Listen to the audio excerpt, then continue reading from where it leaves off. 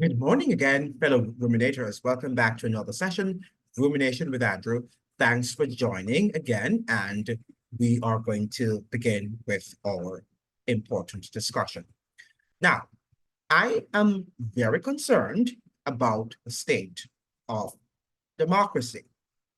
I think that we are currently living through a crisis in democracy, right? And I hope that you yourselves are beginning to share that concern, right? That consternation that somehow something is amiss here when we talk about democracy. Now, we tend to speak about democracy, particularly in the media, as if it were a religion, right? And it's something that we have to save.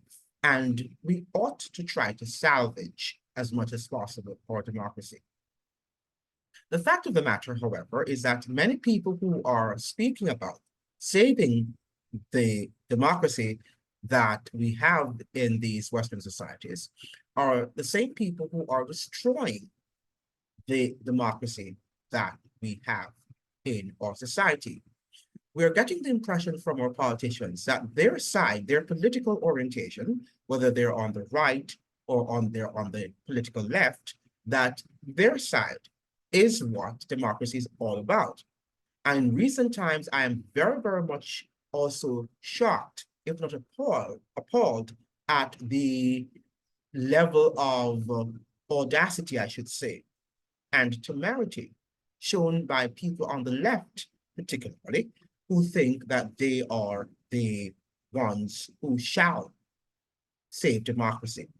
And they don't understand that in a democratic society, people are entitled to their belief systems, right? And once their belief systems are not posing a threat to society, a physical threat that is, that they should be entitled to their belief systems and their opinions, right? That is the hallmark of democracy, right? And sometimes some of these belief systems might be offensive, right? But we understand that we're not living, as I've always said, in a perfect world, right? And even though we think we are going to inherit that perfect world, that is a delusion, right? Because we will never inherit a perfect world in this life, right? And I am sometimes shocked to see where some individuals who believe that they're so sanctimonious would like to preach to another person of another political persuasion that their political ideology is the ideology and the one that was given from thus saith the Lord of hosts, when that is not so. I remember reading an article, I think it was from the Politico or one of these left-wing newspapers, in which they were critiquing that president there in Argentina, Javier Milei, right? Is his name Javier Milei, right? And he's the current president of Argentina. But they were making a quotation from this person who said something rather offensive, and something I wonder what he was thinking when he made it. But he said that his political philosophy, and he's a right-wing politician, is synonymous with that of God.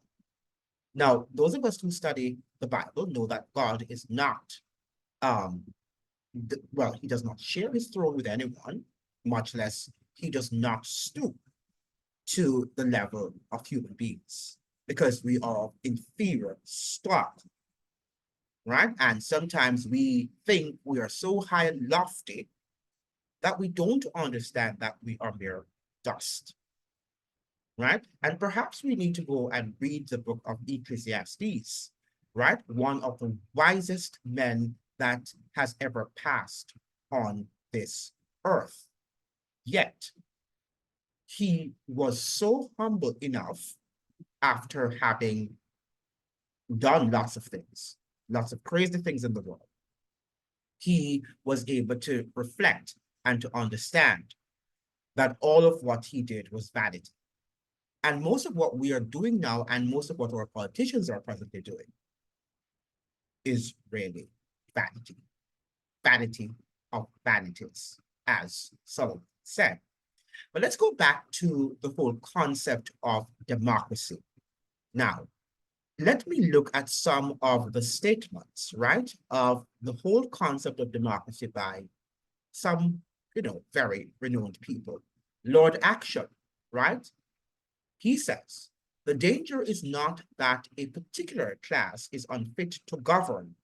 Every class is unfit to govern, right? So we have to be, that's a very, very important statement by Lord Action. And I shall repeat it so that you can digest it, right, in a very proper manner. The danger is not that a particular class is unfit to govern.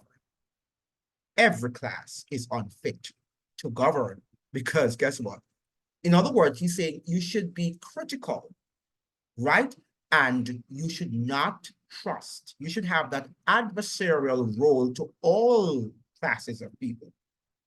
Because anyone, including myself, can come to an office, right, and become a dictator, right, and subvert democracy. So often when we hear in our media the persons that they're saying that, that's the person who's going to overthrow democracy, oftentimes that is not the person, right? Sometimes the same persons who are saying that the ones who are overthrowing democracy, they are the ones who have that intention to overthrow or to subvert democracy. And we've got to understand that. We've got to see the elements, the forces that are working to destroy our freedoms in the world. And I think we've got to wake up, and too many of us continue to sleep. I mean, you can hear it through our conversations that we're snoring, that we're not awake to what is happening, to the realities of the current age. Now, Abigail Adams, right? She says the following very important statement. The spirit, and I quote, the spirit that prevails among men of all degrees, all ages and sexes is a spirit of liberty, and I quote. And that was said by Abigail Adams in 1775. I'm not sure if Abigail is the wife, or the former wife, I should say, of John Adams, right? But you can know it's Abigail Adams, and she made that statement in 1775. Now, John Adams, right, one of the founding fathers of the United States, he says, and this is one of the most profound statements, very brief, but extremely profound. Listen to what John Adams, former U.S. founding father, one of the founding fathers of the U.S., said about democracy. And I quote, a government of laws and not of men, and I unquote. So democracy, right, is a system of laws and not of men. So it's not the Donald Trump or the, what's his name, Javier Milei, or the Joe Bidens who are going to overthrow or to save democracy. No man can save democracy. Of course, with the institutions, he can salvage a system, right, and with the help of the citizens, right? But to suggest that it is one man that is going to overthrow democracy is a ridiculous claim. And many of us are repeating verbatim what the media is suggesting about some of these men. Now, John Adams said in 1765, liberty cannot be preserved without a general knowledge among the people who have a right and a desire to know, unquote, right? So if you are going to live in a democratic society, you've got to have an educated citizenry, right? And when I mean education, I don't mean those who just go to universities and, and say that I have a degree, right? And I think I know, right? I mean people who are informed, right? And there are lots of people who have gone to universities, right? And I have taught at the university level, and they are not informed. right? They can memorize some information and they can follow instructions and perhaps with the help of their advisor write a decent thesis, but they are not thinkers and they are uninformed and they themselves do not know how to investigate information that they don't know. And they cannot synthesize and to look at society as a whole and make an informed decision. And we found ourselves there during the pandemic, right? Most people were not able to make informed decisions, right? Because of the lack of knowledge, the lack of the skill to dig deep into information, right? On both sides of the political spectrum, that is. Now, let's look at what John Adams has to say. He has a lot, right, to say about democracy. And John Adams is saying something, again, very profound, or something very potent for us to assess and for us to digest. Right. He says, and I quote, remember, democracy never lasts long. It soon wastes, exhausts, and murders itself. There never was a democracy yet that did not commit suicide. So democracy will one day die. And you can see why it will one day die because people become very what? Arrogant, right? And become very self-possessed and filled with a lot of, self-aggrandizement, right? But I am the one who's going to save democracy and until it dies. And citizens, we tend to blame our politicians, but we are the ones who put them there for the most part, right? Because we know that the system is controlled. But if we were better informed, I think that the system would have been less controlled, and that's the point I'm trying to make here, right? Because we would understand. But because we don't understand that the system is rigged and try to look behind the scenes and see what is happening, then these powerful forces behind the scenes do get away with lots of things because of uninformed citizenry, right? So it's time for us to wake up and to do more investigative um, uh, analysis or analyses, I should say. Now, let's look at John Adams again. John, these founding fathers were brilliant. The US founding fathers were brilliant guys. You have to give them their credit. And I don't want to hear you talk about, yeah, because they were slave drivers or slave whatever. Yeah, they were. And the fact of the matter is that I'm not in any way, commending or lauding them for that practice, right? The fact of the matter is that we should give credit to where credit is due, right? And there's some we are also flawed creatures. I'm flawed. But if I'm doing something well, then what should you do? You should commend me and give me credit for where credit is deserved or is deserving, right? So that is the whole point. And nobody who reads their philosophy, right, can walk away without not having that wow factor because they were brilliant men or men. They were brilliant men and they, carved and they, articulated statements that will stand the test of times, right? I don't think we'll ever not be able to say, wow, these statements are true even to this day. Now, let's look at another of John Adams' statements. And I quote, I must study politics and war that my sons may have in liberty or may have liberty to study mathematics and philosophy. My sons ought to study mathematics and philosophy, geography, natural history, naval architecture, navigation, commerce, and agriculture in order to give their children a right to study painting, poetry, music, architecture, statuary, tapestry, and porcelain. All right, so these for so much for these statements, right? That we need to understand that democracy is not something that is going to remain with us, forever, right? Um,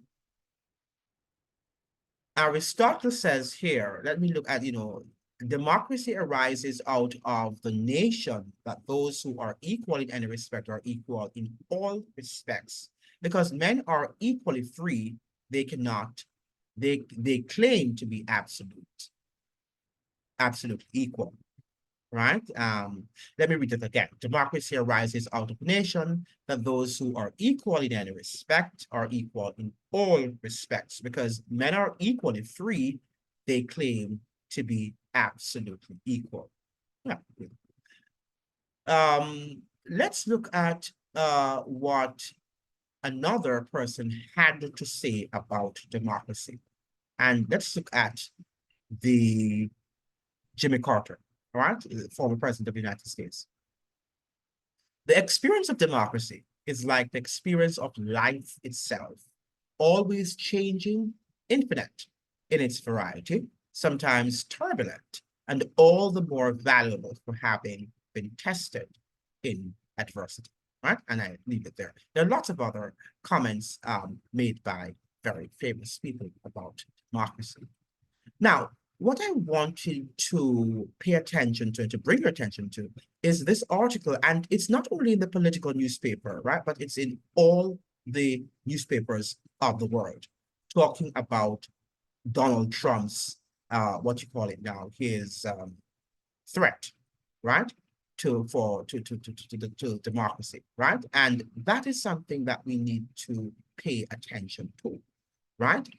Any well-thinking persons, particularly Americans, but not only Americans, the people of the world, because America is the current superpower, global superpower of the world. So we have to, the world also has to take stock. Now, this is what the newspaper is saying, and it's coming from the White House. Biden blasts Trump as a despicable danger to democracy. Right? And this is what is coming from all the papers, whether it's the God newspaper, right, or the Washington Post, New York Times, the Political, they're all singing the same tune, that Donald Trump is a major threat, right, to Western democracy. Now, that is something quite fascinating, because in the first place, Donald Trump is no strong man. I mean, he has a lot of, bark, but he can't bite, right? Because one, he's 78 now, or approaching 78 years old. Donald Trump is not also a disciplined person. He doesn't have a military background, right?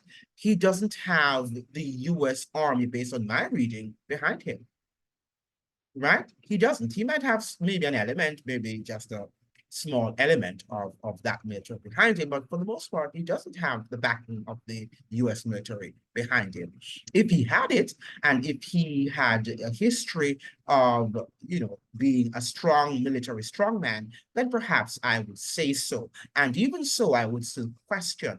But the fact of the matter, you could say, well, they might have a point. But the fact of the matter is, this man who, is not even a politician, is pretending to be one, right? And he's successfully at doing so. Give him his credit, right? Because he is tapping into the frustrations of, millions of Americans who are frustrated with the political machinery of the United States. And that is the only way Donald Trump is able to be effective. If it were not for the frustration, and if it was not for the crisis in democracy that the US is currently facing, you would not have a Donald Trump. I can assure you that nobody would have voted for Donald Trump. But Donald Trump is able to articulate, in the words of the angry people in the United States who are angry, who are irate, and rightly so, at the failures of the political infrastructure, machinery in the United States, because they're waging wars, and they have totally ignored the people in the United States, the citizens of the United States, right? Particularly those who are suffering right now. Remember now, if you study the Civil War and the history leading up to the Civil War, you had these, what we would have called white trash, the predominantly white society, so-called white people who lived in the South, and they were dirt poor, right? Did the slave masters care about them? No, they didn't, right? It was after slavery and the fight for democracy that they were able to uplift themselves out of abject poverty, right? Because the majority of those living in and I'm talking about, the white population, the European population, okay, living in the South, were really not very, just probably one step away from slavery, right? They were only one step away from slavery, right? So thank God for the fight for that democracy, that they were able to uplift the standard or their standard. So when we talk about Donald Trump being a threat to democracy, that is nonsense, because as was it John Adams who said that democracy is not built through a man, but it's built through institutions, right? Now, President Joe Biden on Friday declared that defending democracy from the extremist forces that fueled the January 6th insurrection 3 years ago was the nation's sacred cause, right? One that would be at the heart of his re-election bid. So President Biden is going to use the whole crisis in democracy and what happened on January 6, 2021 to cement the major thrust of his re-election campaign.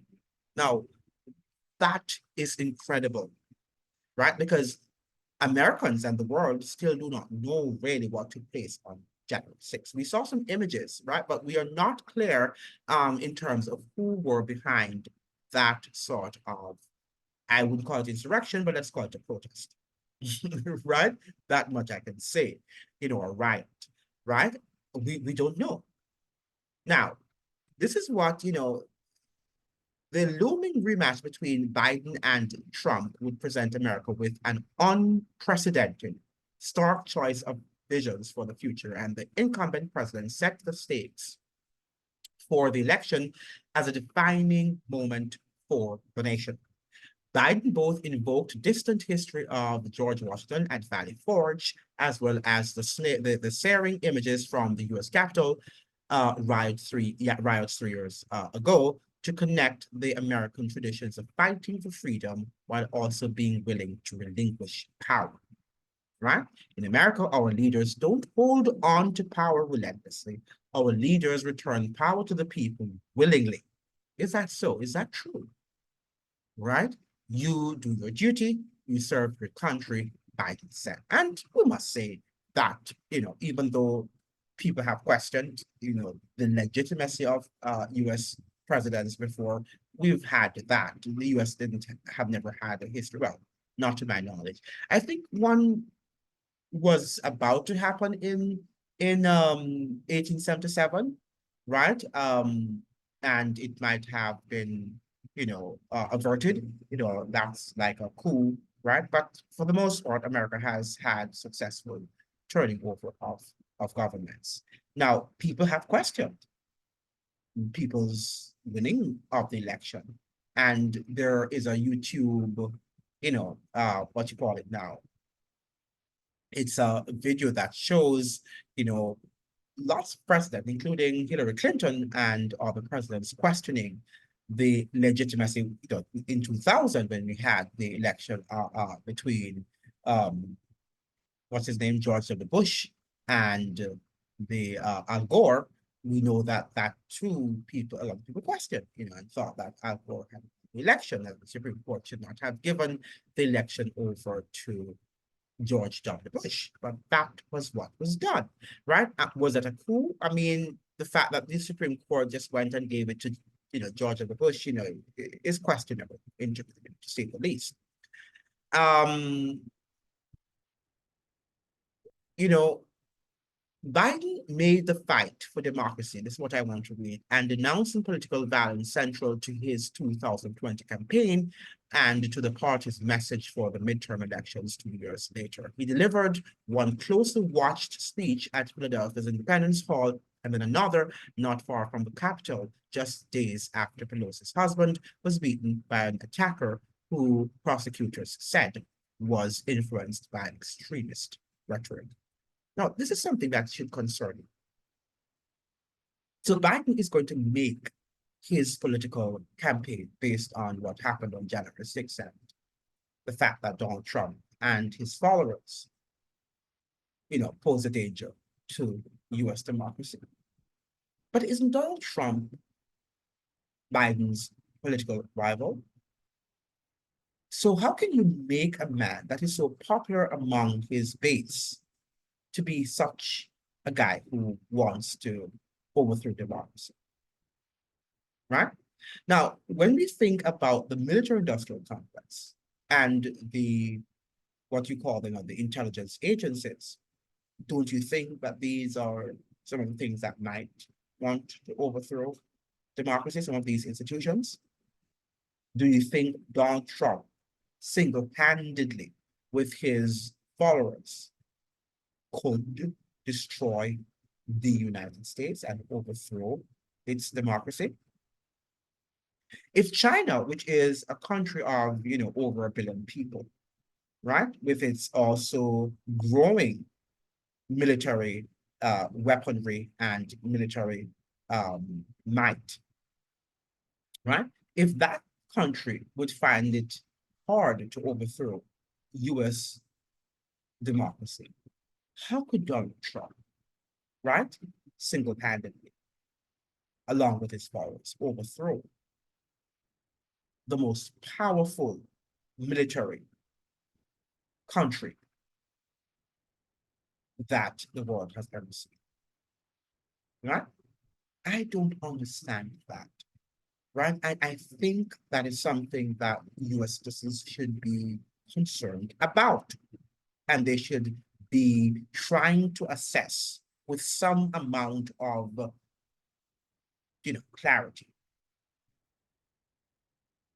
what is the agenda, right, behind this Biden's re-election. Why is it that a man who is showing signs of dementia, right, and who is very old, why would the political machinery, the democratic political machinery that is, why would they want to resend him back to office? Why? Why is that so necessary? I ask the question too, why are they imposing two elderly men who should be going home and spending time with their grandchildren, right? Why are they imposing such old men on American on American democracy at a time when the world is, in upheaval, and we have so many different challenges that need to be resolved and to be confronted? Can we have these two old men at the helm of such a powerful country, right? These are the hard questions that the media should be asking.